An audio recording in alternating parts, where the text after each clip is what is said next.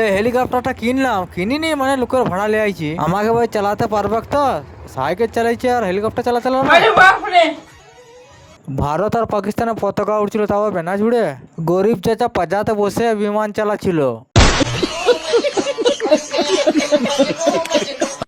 বিমানটা পানি শেষ হয়ে গেছে, তাই ঠেলা গাড়ি করে দিতে আইছে। আমাকে দলা ক্ষীর খেতে দিয়েছে। এইদিকে বেটা টিকটিকি ডিম, কুসুম কোথায়? দাঁড়া, এখন গাছে ধরে নাই।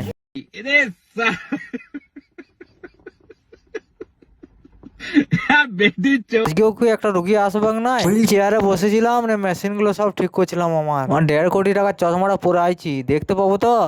शाबाश बेटा, बहुत बढ़िया। রুগী যখন আসে না তখন আলুটাকে চেক আপ করি আমি। আলু তোমাকে মারবানি তো খালু। এর প্রেসারটা মেপে দেখছিলাম, একবারে 16 হয়ে গেছে। ওই 3 দিন পর বেড়া পাতার রস আর একটা ডেমুর ফল খাওয়াতে হবে।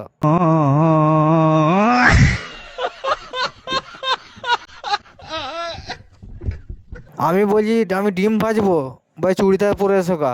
নিয়ে আমার খুরপটা দেখিয়ে দিলাম, আমি নাইটি পরে এলে হবাক নাই। এই টিকটিকি ডিমটা আমি উল্টুই দিলাম, নিয়ে আমি টম বলে ঢাকনাতে নিলাম। বিলু চাচিকে আমার সুন্দরী মুখটা দেখিয়ে দিলাম।